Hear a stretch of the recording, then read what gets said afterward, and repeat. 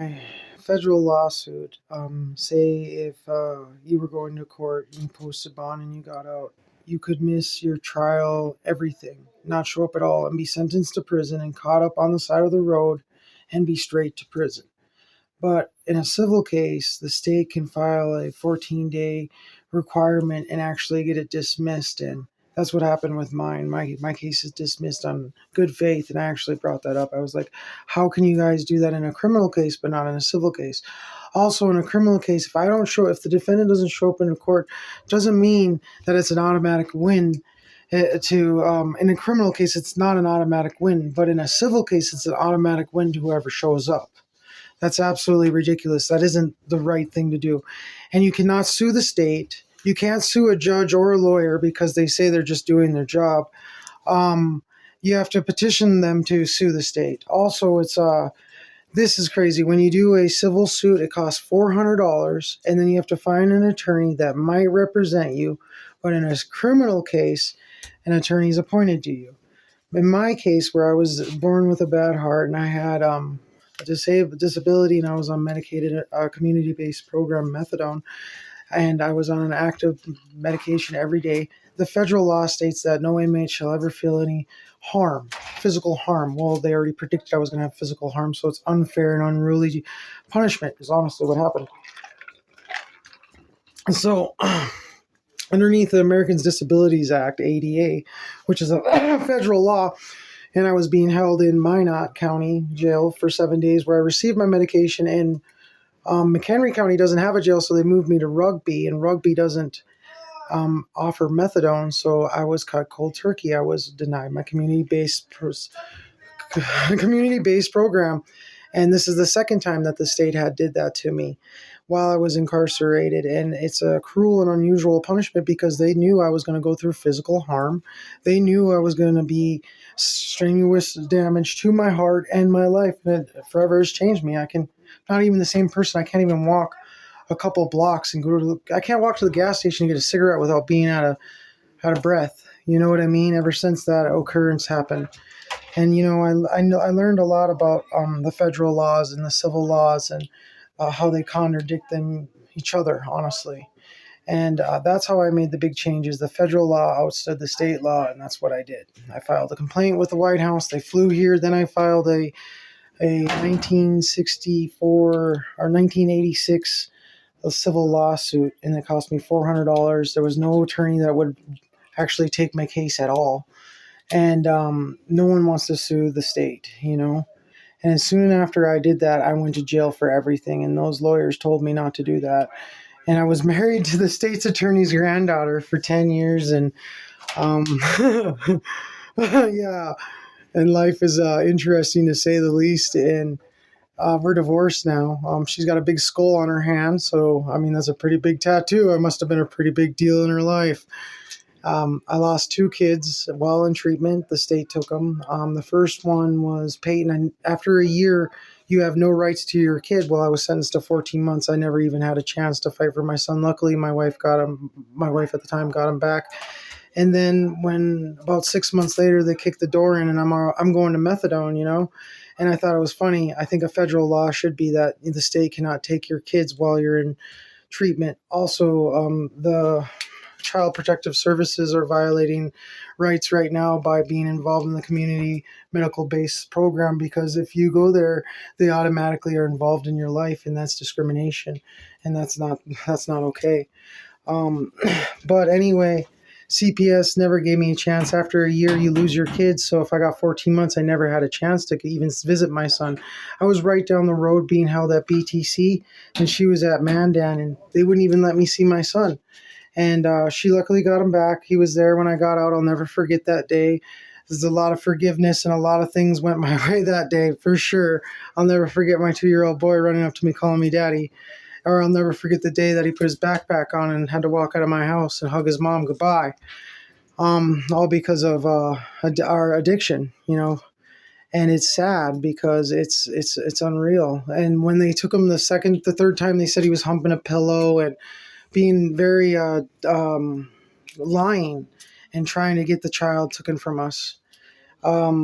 We actually did online camming, good money actually, because I had to learn how to do something other than sell opiates while I was, allegedly selling opiates while I was out on bond, and I actually joined a cam modeling, and with my bad heart and her, it actually kind of saved our marriage, and it was actually a lot of fun. It was cool, and we made a lot of money at it. We were able to go to treatment and pay our bills. The federal government is all over the place, though, and they argue a lot about, doing the right thing and all this, that, and the third. Well, the thing is you need to stop hurting us. And you need to start helping us. Another thing is I don't think everybody should be able to have a background check done on you, and then all of a sudden pulls it up. Boom, there's the girls. Girls always look me up online, like mine. Like they go crime families in my city, and then boom, my name comes up, and then they're looking for me throughout the city, and then it doesn't do anything but hurt us. Why does everybody have to have access to everybody's background? If you filed bankruptcy in 7 years, you can do it again. Why can't our record be wiped clean? I don't believe that you should be labeled for the rest of your life. I'm a felon for the rest of my life, and that is absolutely ridiculous. I can't vote. I've been on probation my entire life too, by the way, since I was 15 years old, and I just smoked marijuana. I was born with a bad heart, and the book is very interesting. It's very good. And if you're looking for pre-order, Scott Prezik 8 at gmail.com. You can always reach out to me. Right now, my family's struggling massively, and the justice system has definitely made a target on us because of my doings of standing up to the local judges. I talk about the First Amendment because me and my baby mama ended up having a possible baby mama had a no contact order, and she applied to visit me the day after I got stalking charges for a car driving by, and her dude wanted to do that. He threw me in jail, scared that he was going to lose her. Thank God he took her. Anyway, it's just like, the First Amendment says that you have the right to freedom of speech and a freedom peaceful assemble. So if two people want to peacefully assemble, they should be able to do that at any time. That is your First Amendment. I write that to the judge, and she's like, you need a lawyer. Oh my God, I've never seen anything like that. I was like, that's my First Amendment, baby. You know what I mean? And they're like, well, you're only not allowed to do that for a certain amount of time. And I said, it doesn't matter how much time. There's no amount of time you should be taken from a father, from his possible daughter, and a DNA test needs to be done and all that. But I'm just saying, like, if the girl's saying that, then the opportunity shouldn't be taken from me. She actually had to give birth by herself, and as I was in a cell for stalking her. And her name was actually put on the no contact order, which is absolutely ridiculous. I've met her one time, and I would probably never see her again. And she took in North Dakota, if he married her while I was locked up, and it is presumed to be his child underneath North Dakota law as long as they're married, unless I pay money to a lawyer and say that's my baby, and then do a DNA test and then fight for it like that. But my track record, I highly doubt that would be possible at all. With me being an active felon, all a girl has to say is about anything, and I'm going to jail. Really, I've already dealt with that several times. It's sickening to deal with shit like that all the time. The federal government is just ridiculous, and the state government is, they're cock and dickers. They're like, I had a thing where I was filing a motion to make my aggravated assault that I never did. I never kicked the girl in the face. I was too busy stealing my shit back. She lived at her house, and because she was actually a resident of her house, that made it a domestic, and it was a misdemeanor. And they did not follow through with that, and they actually did not grant my request. I filed an appeal, didn't go anywhere. I filed a lot of appeals, actually. I did win a couple of them because there's a 90-day sentence that I was screwed out of. There's so many little things that the state uses to their benefit, Oh, we said this is the time it starts is when the warrant was served, and then the judge can change it at any time. So I wrote the rule down, and it was actually granted by the Supreme Court. So I should have got some time back, but I actually ended up having to sit. It took 90 days for it to go through the court system, but I won. This one right now, my lawsuit, is interesting to say the least. Another thing is that, not only did we modernize treatment and get, Matt involved into our justice system, we also got good time involved in our justice in county jail. So you actually receive 5 days a month because of my Uncle Steve. He also made it a little bit more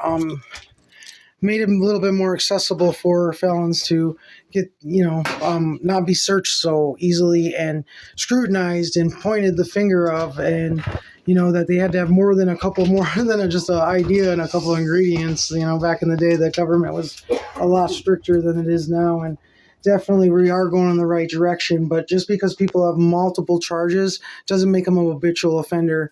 It doesn't make them anything. It just means that they just haven't took the right avenue to recover in the proper manner. Nobody should be in jail for more than 45 to 90 days, no matter how many times they've been through the system. Then they should go to a work release program. There needs to be more counselors. There needs to be more people out there working with these people. This is $1 billion industry. There's nothing more than we could do than help our struggling addicts succeed, because these are the people that are, there's a theory of these monkeys that ate mushrooms, and that's what made their brain move in a proper direction, because the dopamine levels and serotonin levels were higher than the other monkeys, so their brains had functioned at a different level. So using medication or drugs is not always a bad thing. There are some benefits. I mean, we did make Tylenol for a reason, did we not? Anyway, so the bigger picture is just to watch your back. Make sure you watch and read every little thing. I've read the North Dakota state law and North Dakota civil law. I've read a lot of federal law, and I can say this right now: nobody's following the law. The feds are, because they're the law, and then the state follows right behind them. But there's there's gray areas, and everybody's getting away with some dirty stuff. And the best thing to say is that people get complacent and they like to pick and poke at the same people, and it's just a revolving door. And what can we do different to change that? Well, by having more halfway houses, less time, and getting people out on the street and back into reality and having more real life experiences and getting them to the doctor, doing things to recover them, because that's what's going to make America great again, because it's going to create more jobs, create more economy, create more money to move around. And that's what we need to do. And please email me if you're interested about my book. You can pre-order. I'm looking at like $20 a book. I can email you it. Whatever you guys want to do. I'm very intrigued and just interested in helping my community.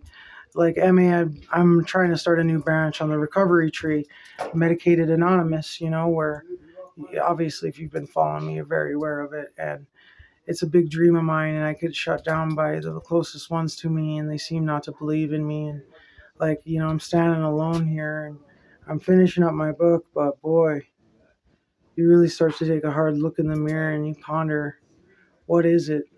What is it that, makes my life so hard? And there's only one answer. It's myself. Life is what you make it. And sometimes you just need to stand up and be a man and say, look, I had enough. Either it's this or it's not. Anyway, remember, you can do it. You're not alone. Everybody is out there, and we're all trying to work together. And make sure you got a Narcan next to you. If you're really experimenting and you don't know, because the new end is to die and be brought back, and it's not the new end, that's for sure. Nobody wants to do that. I want you guys just to take a hard look at yourself and remember that, we have two choices and two paths, and the path less traveled is the hard one, and nobody likes to take the hard path. Why do what everybody else has been doing and, repeat history? You're going to have to break the cycle somehow. You can do it. You're not alone. Believe in yourself. You're strong enough to overcome anything, and you have to know that you can do anything for yourself. That being said, you must believe in everything. Put your beliefs forward, because then you'll get everything you want. You have a nice day, America.